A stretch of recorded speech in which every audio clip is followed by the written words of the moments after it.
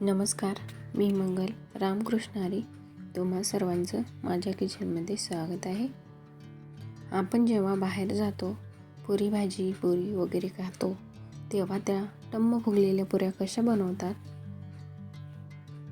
ते पुरी बनवणाऱ्याला कसं काय जमतं असं काही नाही. पुरी टम्म फुगण्यासाठी पहिले कणिक व्यवस्थित मळावं लागतं. तर चला, तुम्हाला माहीत नाही ना, मी सांगते तुम्हाला आणि पुरी पण बनवून दाखवते कशी टम्म फुगते ती. तर त्यासाठी तुम्हाला पाहिजे तेवढं कणिक चाळून घ्या. मी चाळून घेतलं कणिक. त्यानंतर त्यामध्ये चवीनुसार मीठ घालायचं आणि बारीक 2 चमचा रवा आहे हा रवा घालून घ्यायचा आणि त्यानंतर ह्यामध्ये 1 चमचा तेल घालायचं. हे सिक्रेट आहे यामधलं. त्यानंतर आपण थोडं थोडं पाणी घालून कणिक छान असं मळून घ्यायचं. हे बघा, हवं असलं तर पाणी थोडं कोमट पण करून घेतलं तरी चालेल.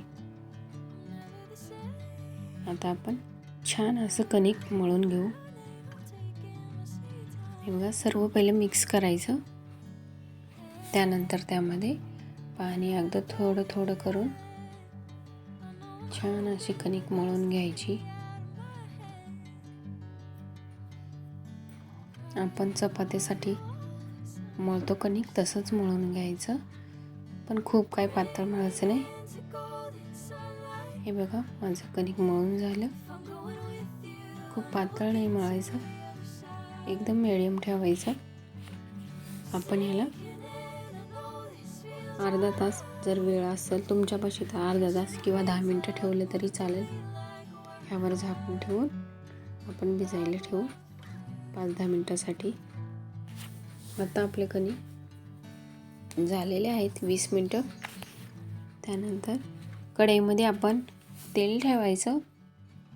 तेल खूप जास्तही तापवायचं नाही किंवा खूप कमी पण ठेवायचं नाही, एकदम मिडियम तेल ठेवायचं.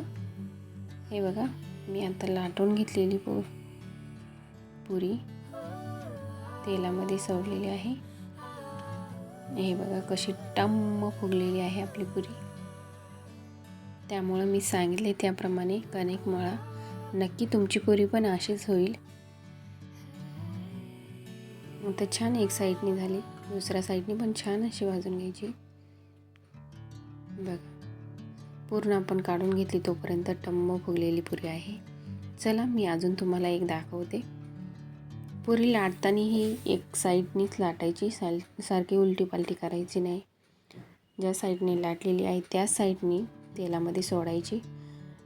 तेलामध्ये सोडल्यावर छान अशी थोडीशी प्रेस केली तर छान टम्म फुगते पुरी. नक्की एकदा ट्राय करा. हे बघा, दुसरी पण पुरी खूप छान अशी फुगलेली आहे. माझ्या पद्धतीने जर बनवली तर नक्कीच तुमची पण पुरी अशीच होईल. त्यामुळे नक्की मी सांगितलं त्या स्टेपनी फॉलो करा.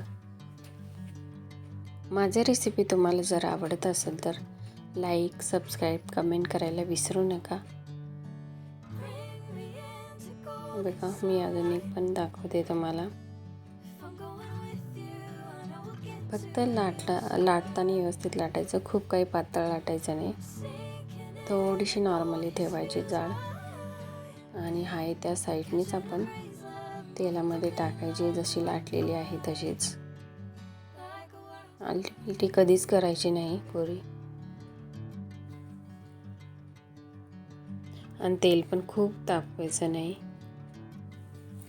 आहे का नाही माझी सोपी पद्धत तुम्हाला पुरी बनवायची? एकदम हॉटेलसारखी फुगली ना आपली पुरी. मग चला, आता पटापटा लाईक, कमेंट करा. जर पहिल्यांदाच माझा व्हिडिओ बघत असाल तर सबस्क्राईब करायला विसरू नका. मी खूप अशा पुऱ्या तुम्हाला तळून दाखवल्या आहेत. कुठलीच पुरी आपली फुटली नाही ना, काही नाही. सर्व पुऱ्या अशा टम्म फुगलेल्या आहेत. हे बघा, खूप छान होतात बघा, मी सर्व दाखवते. छान फुगलेले आहेत ना,